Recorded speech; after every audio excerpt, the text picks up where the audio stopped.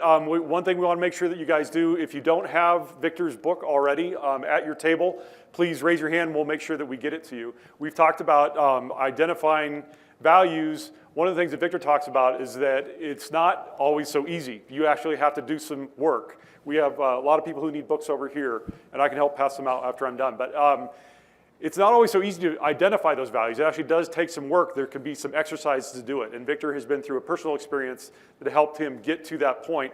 And then we're happy to have him here today to talk about that. So Victor, thanks a lot. Great. Thank you so much. Okay, are we up? How's everyone doing? Do you want to all stand up just for a second? Take a big breath. Get your brains going again, a little blood up there. Good, nice. And if you do need a book, just raise your hand. All right. I think we're going to move forward on the slides, if we can get those. Stephen. Thank you. All right. Okay. Well, I'll wait until all the books are out.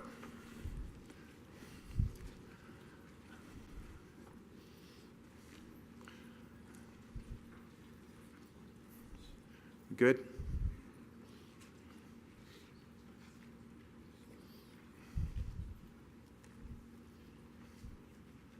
Okay, so I'm going to be talking about both science and philosophy today. Not often the most interesting subjects in college. I totally understand that, but we'll see if we can do a little bit better than that.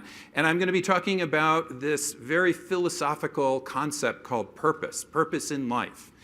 And you might wonder, where did this come from? Because I did. Where did this come from philosophically? Well, our two most famous Western philosophers were Plato and Aristotle. And they actually thought about wellness, they thought about well-being, they thought about happiness, and they thought about health a great deal. And they broke things down.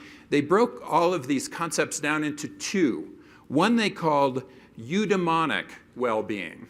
And I'll explain this in just a second. And the other was hedonic well-being. Do you know the difference between the two? So what's hedonic? What is hedonism?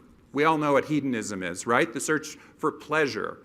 Eudaimonic well-being was doing something that was bigger than yourself, something that was transcending yourself, transcending your own ego, and doing something bigger.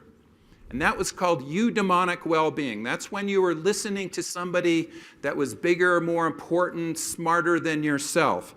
And I want to focus on one little term within this concept of eudaimonic, and that's the daemon. The daemon was this inner voice that the Greeks said that we had. It was the true self that the Greeks said we had. And by the way, we can transform this into Eastern religions and spirituality and go back to the Buddha, who also talked about this as well. He talked about how the ego is this veil that we need to remove to start seeing ourselves more clearly. Well, that's exactly what the Greek philosophers did. And in fact, what was kind of cool, this inner self, they called the daemon, and the Greeks even in ancient times would build these terracotta statues. And inside the terracotta statue, if you broke it open, was this beautiful gold statue, or a mask, or a figurine. And that represented your inner daemon, your inner self. Now, most of us probably don't even know what this concept of eudaimonia or eudaimonic well-being is all about. It turns out in the last 5 years, a lot of researchers have studied just this. So in the journal, this is the Proceedings of the National Academy of Science, one of the best journals in the world. And in this journal, they were starting to look at genomic expression based on whether you had primarily eudaimonic well-being or hedonic well-being. Everybody following so far? Okay, so people who had, this is what they found. Hedonic and eudaimonic well-being showed similar affective correlates. Okay, what does that mean? What it meant is that both hedonic people and eudaimonic people were happy.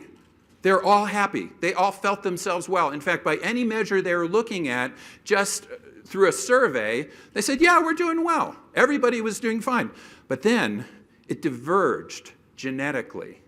So if you look at the genetic expression of pro-inflammatory cells. By the way, you don't want pro-inflammatory genetic expression, but they found that the people who were more hedonic than eudaimonic had a lot of pro-inflammatory expression. The people with eudaimonic well-being did not. The people with hedonic well-being had antibody expression, much lower antibody expression. You want that, and they didn't have it. People with eudaimonic well-being had more type 1 interferon expression and had more antibody expression. The point I'm making here is that you couldn't tell people who were hedonically happy, people who were eudaimonically happy. The Charlie Sheens of the world and the Mother Teresas of the world were both happy. It's just that the Charlie Sheens of the world, and I'm sorry, maybe Charlie Sheen is really a nice guy. Maybe it's just like, Mother Teresa, who knows? But, I don't know him. But their bodies are different. That's what's really key. That's a secret to this. And what's been interesting is that for the last 20 years, psychologists and behavioral scientists and physiologists have argued, why do we need both hedonic and eudaimonic well-being? Both people are happy, both groups are happy. Is there any difference? And this study really found that.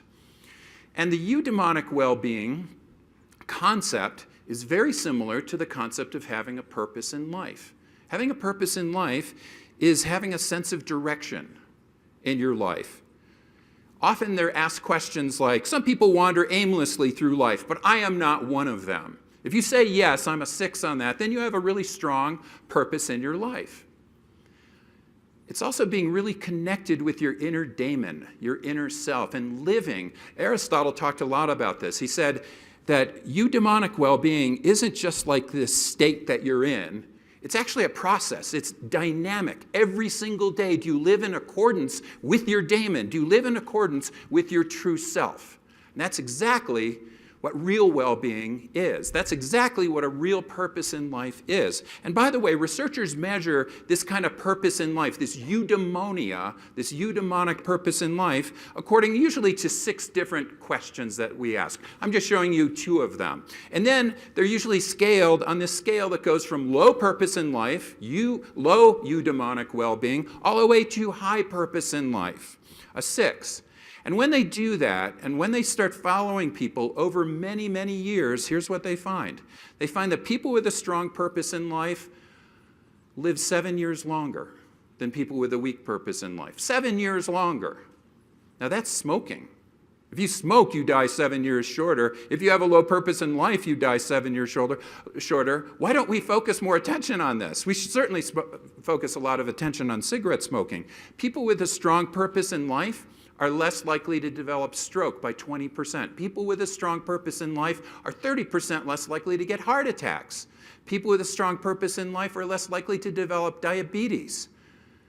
Purpose in life predicts outcome among adult cocaine abusers. In other words, if you're in cocaine or other drug use or alcohol treatment programs and you come in with a strong purpose in life, 6 months later you're half as likely to relapse. Half as likely.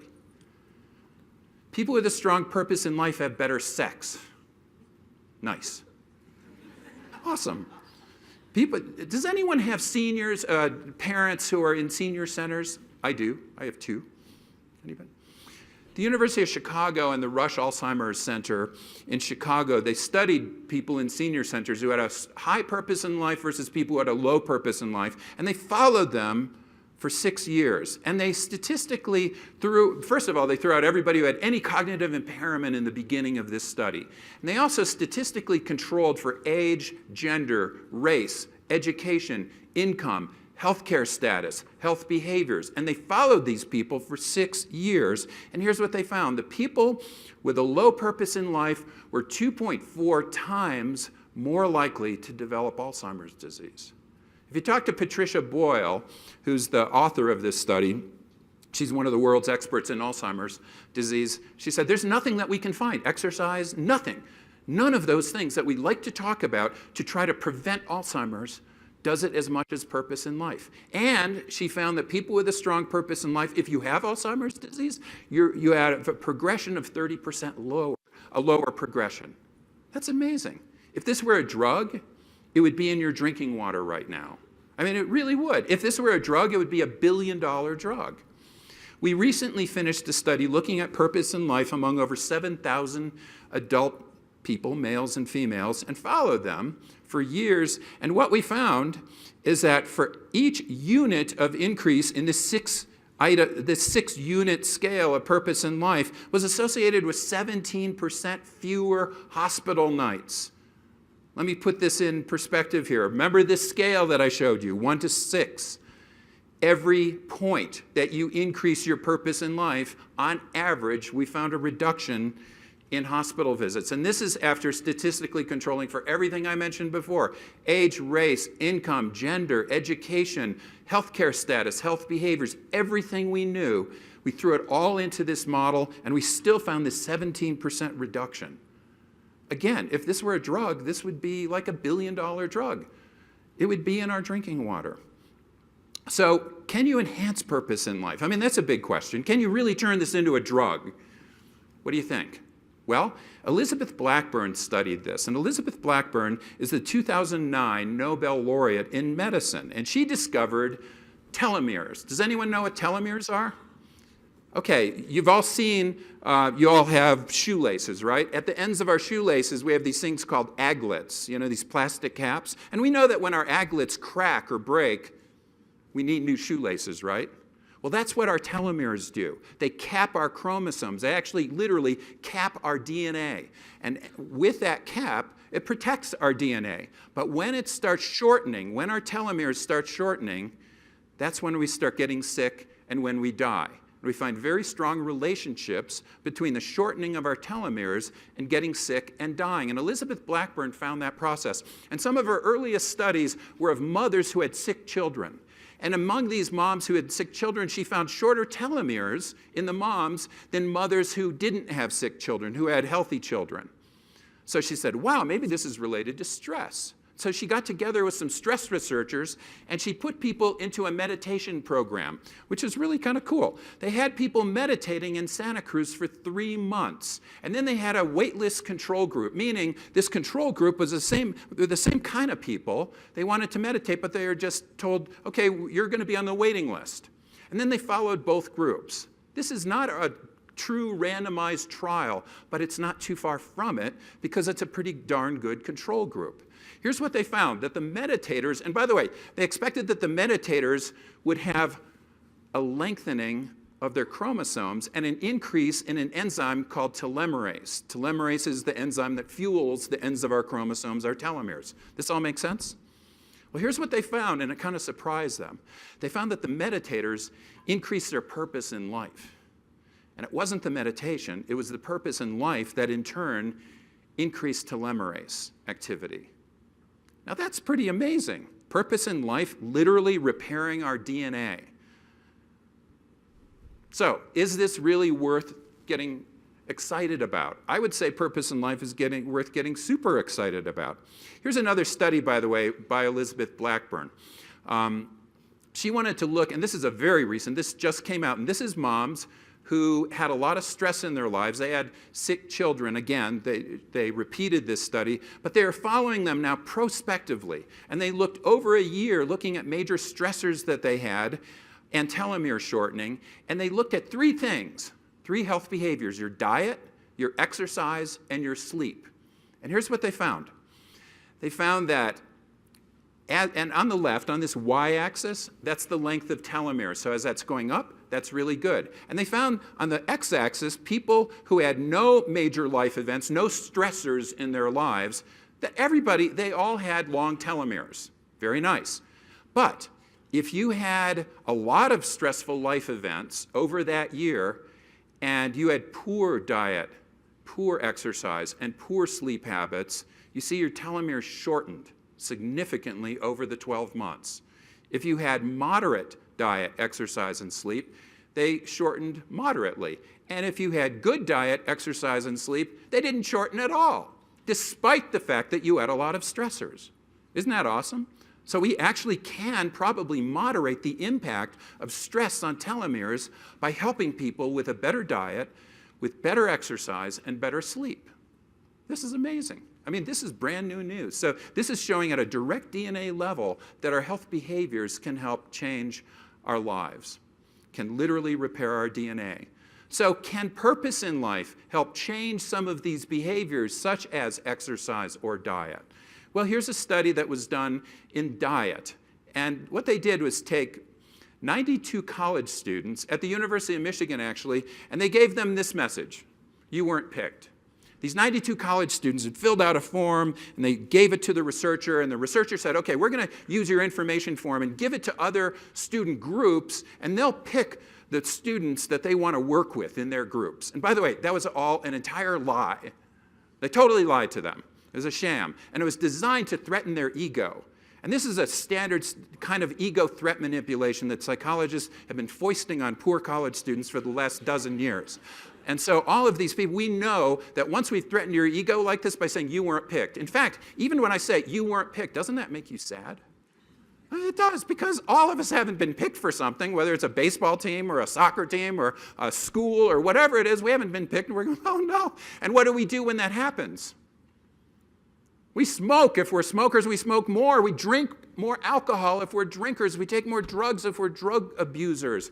We eat a lot more, right? When my University of Michigan football team loses, I'm like, oh, no, I'm eating a lot. And my wife buys these Costco-sized bags of potato chips, and then I'm just suddenly, by the fourth quarter, going, did you eat the potato chips? And they're all gone. So we know that when your ego is threatened, that you're much more likely to lose self-control, and self-control relates to our health behaviors, doesn't it? When we're bored, when we're tired, when we're angry, but especially when our ego is threatened. So they knew that that would happen. And then they divided these students, after they made them feel bad, into 3 groups. And in one group, they said, just write down your daily routine. This is a randomized trial. Just write down your daily routine. And they did. In other words, there was nothing related to purpose in life or your values affirmation. The second group, they said, write down how you would be if you had more power, if you were more attractive, if you were cooler, if you were richer. And every single one of the students who was asked to do this had no problem doing it, because, you know why? We all have a hedonic side. All of us. Aristotle said that too. He didn't say hedonism was bad. He just said that's one part, one component of our life. But you know what? If all we do is live hedonically, he said, we become just like cattle. That's what he said. We become like cattle. And so that group was just simply asked to write down their hedonic purposes and to elaborate more on that. And then the other group was asked to write down your eudaimonic purpose and your eudaimonic values, things like empathy or support, things bigger than yourself, community, your loved ones. Write down how you would be if you were more empathic. Oh, I can definitely do that. And every single student could do that as well. Then the researcher came back in after about 15 minutes of these students writing, and they said, because you weren't picked, for the other first study, we have a second study that we'd like you to participate in. And most of the students said, no, I don't want to do that. I'm not interested in another study. Well, here's the study. Could we show it to you? We have this bowl of warm chocolate chip cookies. And we would love to have them taste tested as part of this study. And we'd like to have the taste and the aroma and the color and the texture of these cookies tested.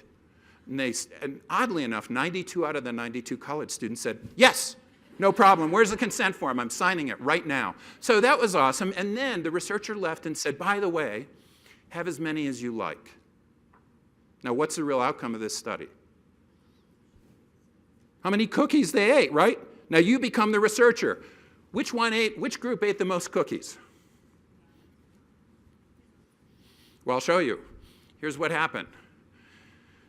The people who just wrote down their daily routine ate 8 cookies in one sitting. Are you kidding me?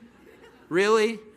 I teach a class to 300 undergraduate pre-med students, and I show them this study, and I say, you mean we hurt your feelings and you eat 8 friggin' cookies? Do you have no willpower at all? And they go, no, we don't. None at all. Not with cookies. So hedonic ate 5, eudaimonic ate 3, roughly. That's amazing, isn't it? In other words, what this is saying is writing down your core values is good, but writing down your transcending core values and purpose is even better. It actually helps change your life. So this is so interesting to us, this study, that we wanted to test it a little bit more by studying people's brains. So what we did was take sedentary people, very sedentary people in the community. These were not college students. And we wanted to find out what would happen if we had them actually reciting their purposeful core values while they're in MRI, magnetic resonance imaging. We wanted to scan their brains because we had a hypothesis about this. We thought that there's this little part of the brain called the VMPFC. That is the ventral medial prefrontal cortex. It's a little part right here. It's about half an inch in, right here. And we wanted to see whether that would light up or get more oxygenated blood flow if people actually started reciting their purposeful core values. And here's what we did. Here's the study. For 1 week, before they got into the MRI, we gave them an accelerometer on a watch. So this accelerometer could monitor objectively their physical activity. Then we put them all into MRI, and we broke them out into 2 groups, randomized them to 2 groups. We first asked all of them, what are your top values, all the way down to what are your least interesting values. And in one group, we had them recite their top values and elaborate and think more about those. The other group, we had them recite and think more about their least interesting values. And then once they got out of MRI, every single day we gave them a couple of messages on their cell phone saying, basically talking about how they could work out more, kind of skill-based physical activity messages, but at the same time, we also appealed to their core motives that were the top motives, or in that other group, the control group, their least interesting motives, all right? Everyone following this? Questions? Okay, so here's what happened. What we found was that the people who were affirming their core top values had more oxygenated blood flow in this little part of the brain called the ventral medial prefrontal cortex. And by the way, we picked that part of the brain because it relates to the self, the true self. When people were asking people to elaborate on themselves, their true self, that part of the brain gets more oxygenated blood flow. Sure enough, it did. So that's good. That's kind of our manipulation test. The second thing we wanted to do is find out, did the affirmed group, affirming their core values, did they become less sedentary? And sure enough, you see that. That is a very big difference over 30 days, followed by an objective measure of physical activity. So we found that the group affirming their purposeful core values started working out more. Awesome. Here's the other part of this. We found that the people who had more oxygenated blood flow going to this part of the brain related to the self actually ended up with a lot more physical activity, reduced their sedentary behavior by a lot more. In other words, I think what we may be finding is the real daemon. You know, when you crack the terracotta statue, suddenly you get the gold statue. That's right here. Oddly enough, in Hindu religion, what is this part? It's the third eye. It's related to very similar things. Isn't that odd? So let's go back to this eudaimonia, this concept of eudaimonic well-being. I want to tell you what my daemon is, my inner daemon that I've discovered for myself, or my purpose in my life, is to help other people find a purpose in their lives. That's one. It's to teach each student of mine as if they were my own daughter. It's to be an engaged husband and father. And it's to love and enjoy beauty. And what I'd like to do, if you don't mind, is break this down into each of those 4 statements, because they're all very different. And I'm going to start with this one, to enjoy love and beauty. Well, we've sure been enjoying love and beauty around, or you've been sitting around here, but I didn't. I ran out into the mountains. I'm sorry. I just had to enjoy love and beauty. So yesterday I took a great hike and it was so much fun. Another part of my inner daemon, my purpose, is to teach every one of my students as if they're my own daughter. So whenever I look out into my students' faces of all walks of life, all ages, all races, I see my daughter. My daughter Julia passed away 5 years ago. She was born very healthy in 1990. And as she liked to say, she was born a 10 out of 10. And then 6 months later, she caught a chickenpox virus out of the blue. And this chickenpox virus, we all get a chickenpox virus, right? But this chickenpox virus attacked her heart and caused what's called a pediatric cardiomyopathy. So her cardiomyopathy, that meant that her heart just expanded way beyond what it should have expanded to be because of this virus. And we were told that she had only about 30 to 60 days of life. So we had to decide, first of all, should we even do anything about this? We asked, is there anything that can be done? And they said, the only hope that we might have for her would be to get a heart transplant.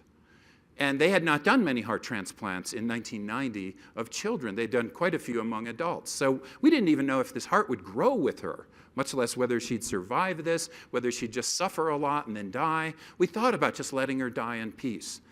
And then together as a family, we thought, well, if we could give her a good life, even if she lived to be 9, even if she lived to be 16, if we could give her a life as if every single day might be her last day, that would be a life worth living. And so we talked about this, and we finally decided to list her for a heart transplant. And indeed, she did live a very big life. She became one of the first children in the country to get a new heart, and we worked really hard with her to have a very big life. She suffered a lot. She was in hospitals a lot. But at the same time, she was a Girl Scout. She was on the softball team. I was her coach. She was the worst softball player ever. But when she got a hit, which is like once a season, I'd go, oh my God, this is so great. Jeez. And that's how I felt about, all the things she did. And our older daughter. We started thinking about that in terms of our older daughter too. My God, what you're doing is really amazing. And we want to give you a big life, not a make-a-wish life. And a make-a-wish life is when if you're super sick, you get to go see Cameron Diaz or go to Disney World or whatever. You get to kind of do whatever you want. You make a wish.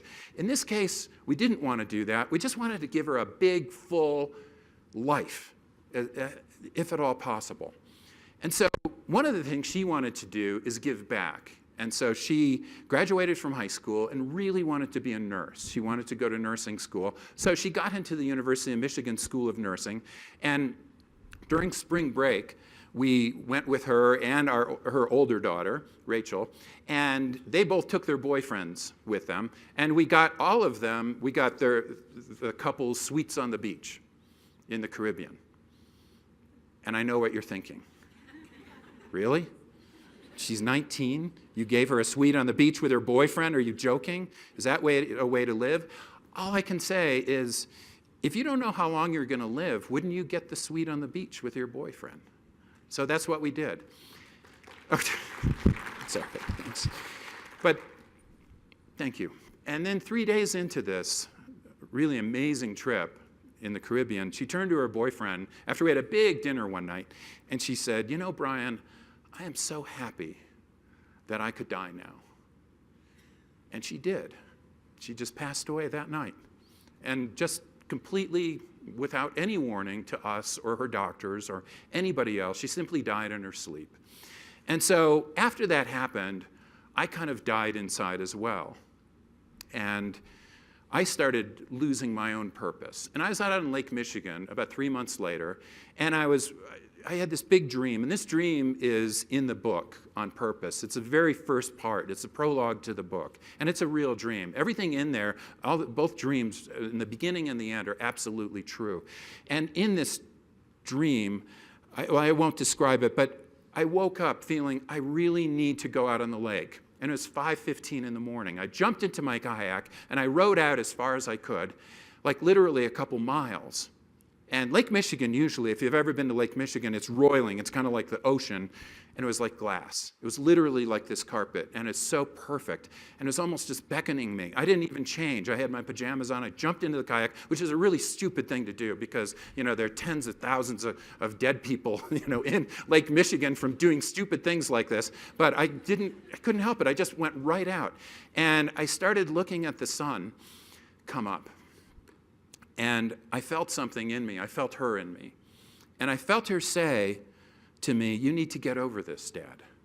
And it wasn't like you need to get over this. It was like you need to get over this. You need to get over your own ego. You need to start thinking not about your own grief, but about other things, about things bigger than yourself. And I really felt that in her. I wasn't going to teach that fall. And I decided when I came back, when I rode back, I changed my mind totally. I emailed back my registrar and I said, I'm going to teach this fall. It was because of that episode out on the lake. And I want to say one other thing about this, especially this picture. I asked the artist to make me look thinner and more handsome than I really am. Don't ask me why. I just thought, it's my book. And in fact, Cody Chamberlain, the illustrator, said, well, it's your book, man. So that was fine. But there's one person I didn't change at all, and that was my daughter, Julia. So this is an image that he painted of her, and this is really her. And one of the things she said, just a few months before she died, somebody had asked her how she is such an amazing person, how she can maintain that amazingness. And after she died, this person who we never knew just emailed the message that Julia sent back to her. And this is part of the message. The only reason I keep my head above water is because I have a goal in life that I'm determined to reach. She had a purpose herself, and it was that purpose that kept her going.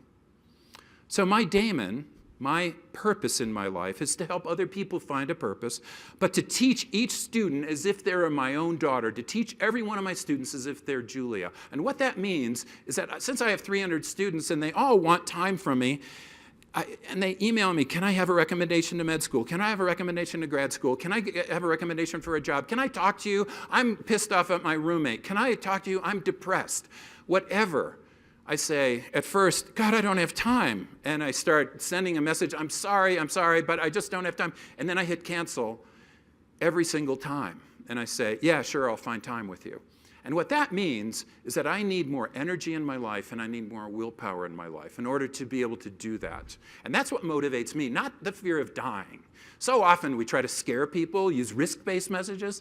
I don't care about that. I care, Mark Twain once said, I don't care about dying, I care a lot about not living. And this purpose helps me really live. A big part of my purpose is to help other people find a purpose. So I wrote this book. I thought, yeah, let's write a new book. And rather than writing it as a textbook, which is how I started, and then I realized 6 people will read this book. And then I thought, oh, okay, I'll write a popular book. And I thought, I don't know how to write a popular book. But I started working with a friend of mine who's a Hollywood Screenwriter Guild writer, and he said, Vic, you have been on a journey. And this book tells everybody about your journey. You need to write this almost as a movie. And so we started thinking about it and thought, yeah, maybe we should write it, maybe I should write this as a graphic novel. And so I did. And that's what this book is about. And one of the reasons I did that is that you could literally read this book in an hour and a half or less. It's really not that hard. And then you can give it to somebody else. So it's very much as if you were just watching a movie, and then you say, oh, dear, you should really watch this movie. Or you could talk about the movie together really fast over dinner after that. So that's the reason we did it. And my Hollywood screenwriter friend said to me, you know what, since this is a journey, you're going to need a sage in your journey. And I said, what's a sage? And he said, well, look at this. Who's the sage in this picture? I said, oh, that little disgusting green creature? Yeah, Yoda. He's the sage, the oracle. I said, so you mean that a sage can be anything? He said, yeah, look at this. Who's the sage? An insect. A cricket. So I was in the British Museum, it was about 4 years ago, and I was in this amazing area, the ancient Egyptian area, and I saw this 3,500-year-old plaque, set of inscriptions in stone. And I saw this one in particular, and it had this beetle that was pushing the sun over a castle wall. And I kept thinking about a castle wall being an image for the ego, that's always protecting us, but at the same time holding back anything. It keeps us defensive, really. And so I thought, oh, wow, this could be kind of cool. So I asked a person in the British Museum, is there an Egyptologist in here? And they said, yes, of course there is. And they took me back to this cubicle, and there was an Egyptologist. And I said, look, there are all these images of scarabs, this beetle pushing this sun up. And they said, yeah, that's like our number one god. His name is Khepri, the Egyptian number one god. Even over Osiris, they said, yes, absolutely. This particular thing, Khepri, would push the sun up every morning out of darkness, what they called chaos. They called the darkness chaos, the ancient Egyptians. And I thought, wow, that is so relevant to what I'm doing. It's so relevant to my own experience out on the lake when I felt like I really heard Julia in my heart. And then he said, you're not going to like this part, though. I said, why? And he said, well, the real beetle that you're talking about here, who is the model for Khepri, was the dung beetle. And I said, you're kidding.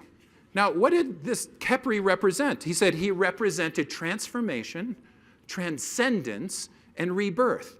I said, well, how does the dung beetle do that? That makes no sense at all. And he said, well, first of all, let me just assure you that the family name of the dung beetle is Scarabidae. Indeed, it really was the model for this.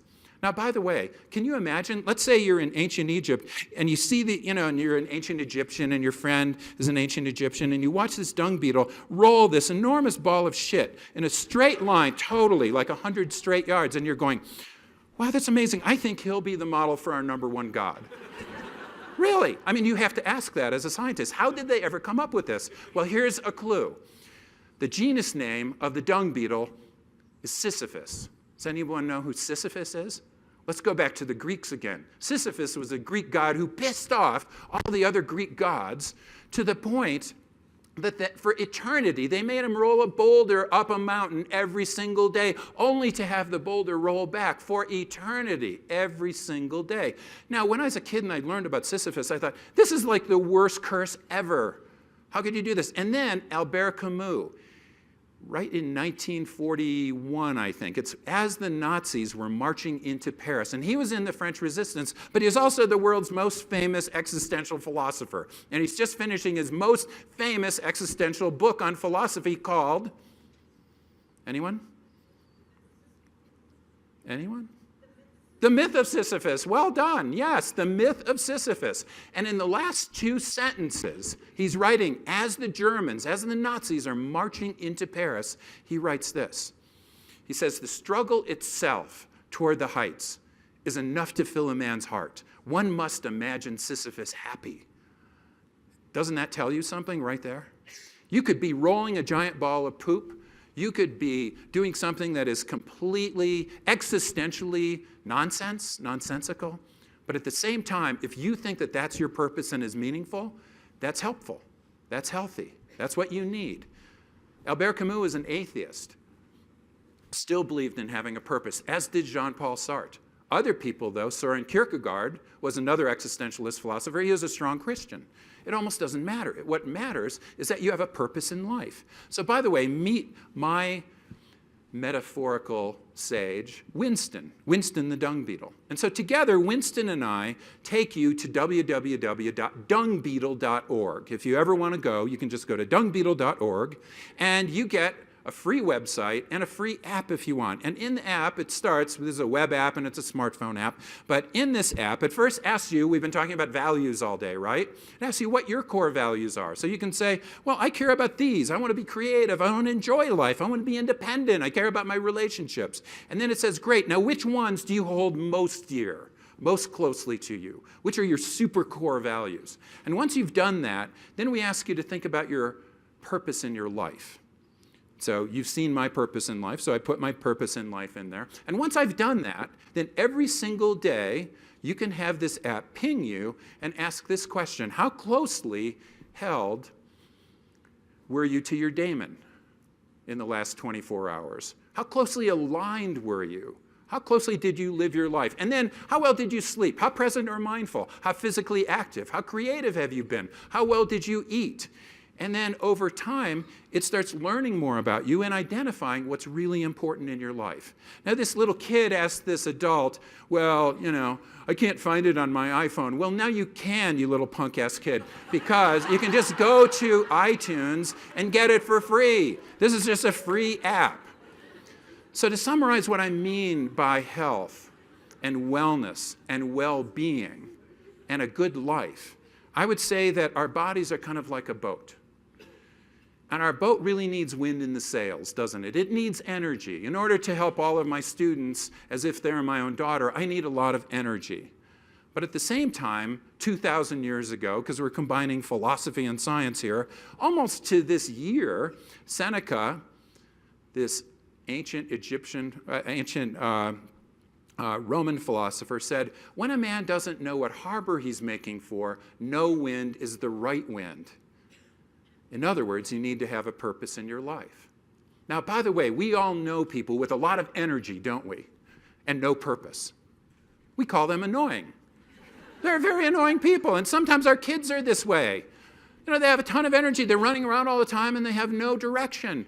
So we put them on drugs, right? We say, you're annoying. You have ADD, so we're going to give you a lot of drugs. What if you just gave them purposes? I just think, an entrepreneur is an annoying person that has a purpose. It's kind of cool. You know, I mean, so suddenly they have a ton of energy and they're just directed. But at the same time, I would suggest that over and above having a lot of wind in your sails, having a lot of energy, and having this purpose or direction or meaning in your life, you also have to have a rudder on your boat. You have to have some self-control. Both of those things are important. That cookie experiment was all about how a purpose can actually give you more self-control. If you have those three things, if you have wind in your sails, if you have a rudder to help steer and direct, and you have a harbor, this purpose in your life, I think that's as close to a good definition of health that I can think of. I mean, of course, some people say, you know, health is just the absence of disease, and I don't think most of us agree with that. And then others say health is being physically, socially, psychologically enabled in your environment, and that's fine. But I'd say this is pretty close. Just having a lot of willpower, having energy or vitality, and also having a purpose in your life. And how do you get that purpose in your life? Well, you get it through having core values. And at the same time, it's nice to have a strong boat, too, over time. So, let me find out where I am here. Again, my daemon is this. And part of my daemon is to be an engaged husband and father. My wife is here, right over there, Jerry. You want to raise your hand? Hi, Jerry. And she and I played hooky yesterday, and we cruised all over the mountains yesterday. We had such a great time. And I just want to point out that having a partner as another boat makes you more stable.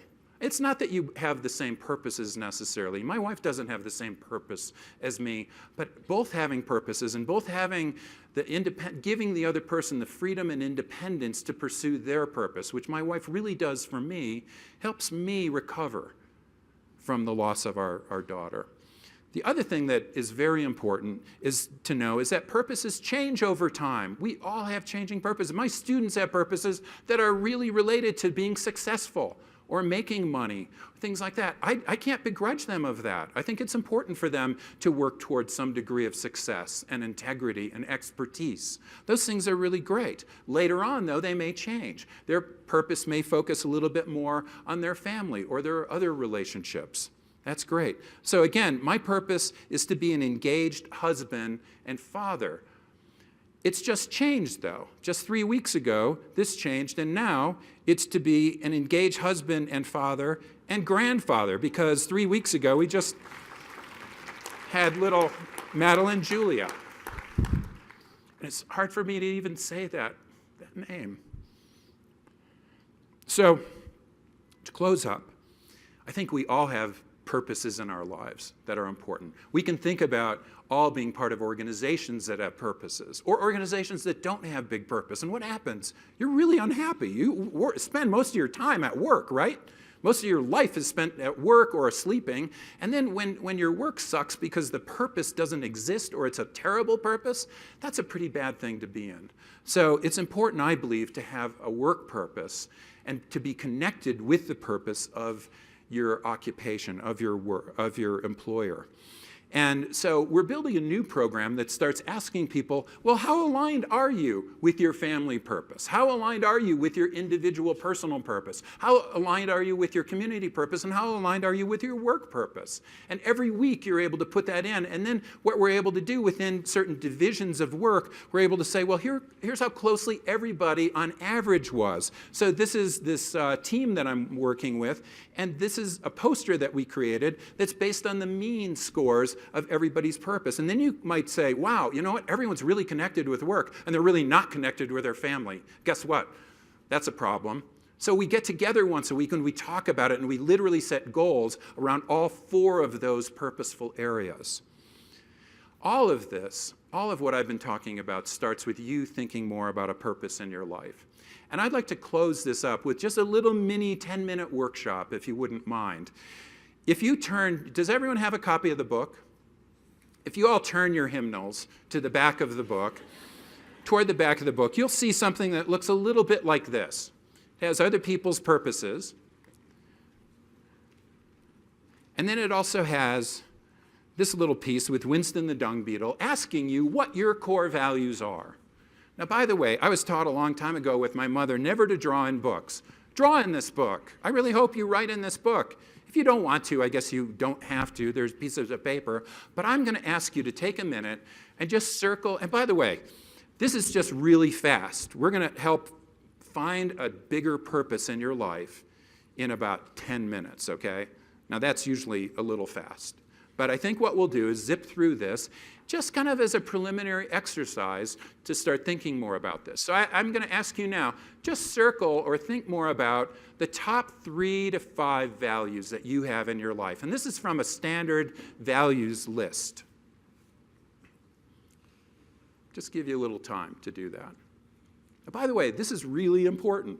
This is kind of like your strategic plan in your life.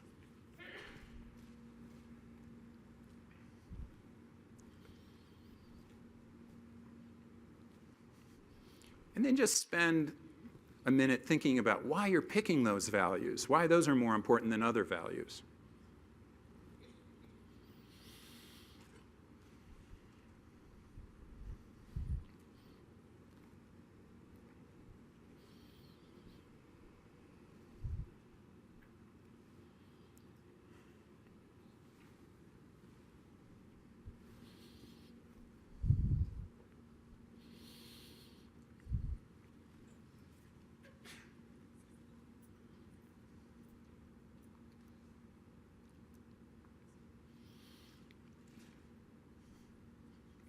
We okay on that for now?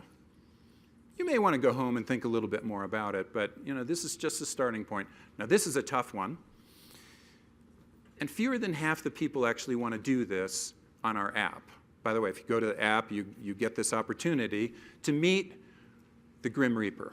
And the Grim Reaper actually asks you, what do you want on your headstone? This turns out to be really important. So imagine yourself dead, and then people are talking about you at your memorial service. What do you want them to say about you?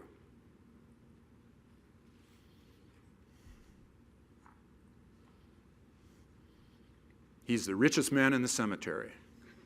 Awesome. Built more shopping malls than anyone in New Jersey.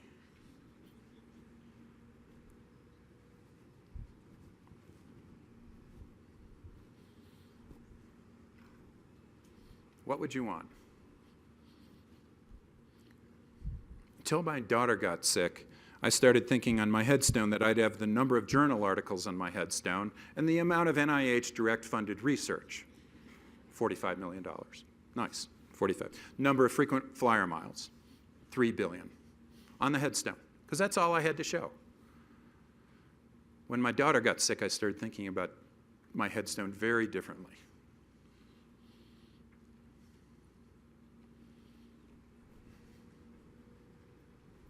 What would you want on your headstone?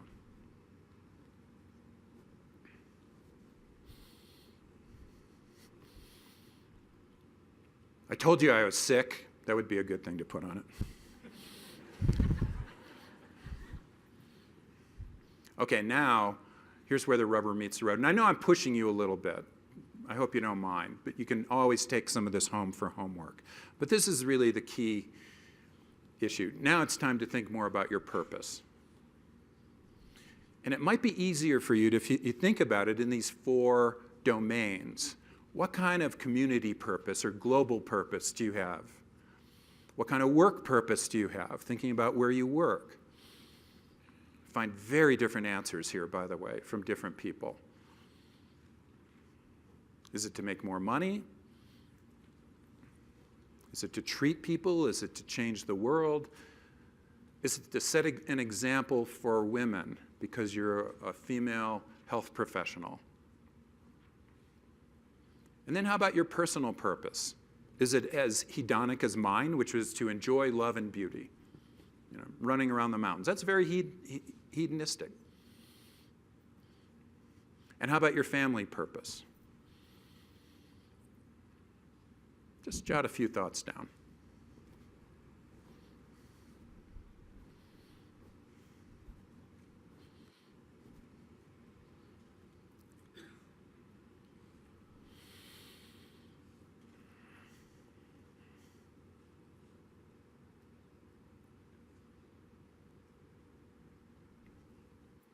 I'm going to ask anybody who wants to be brave, would anybody like to say what their purpose is? Even if it's a small segment of a purpose. Anyone want to try that? Yeah, right. Way to go. Here.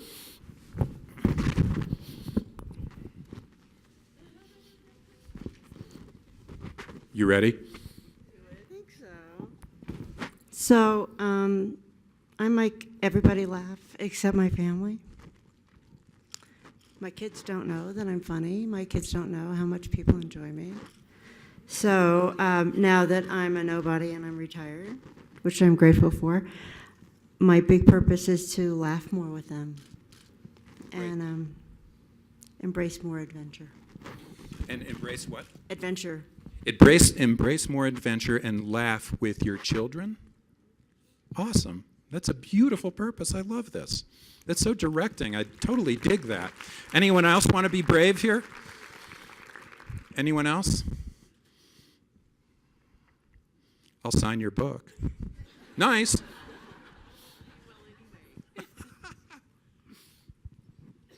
Hi. To live and love courageously. To live and love courageously. Wonderful. To just like lean forward into love, lean forward into life. Yeah, you're only here once. I mean, I think that's the key thing. Unless you believe in reincarnation. I talked to this guru in northern India 2 years ago, and he said, man, we believe in reincarnation, so we just wait until the next life to get stuff done. It's kind of frustrating. I really don't believe in reincarnation, so I try to get everything done in this life, and that's a big deal.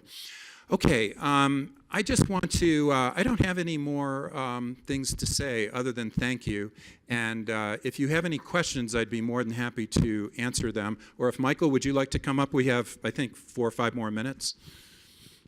Well, I thought that your exercise was, does anybody have any immediate questions right now?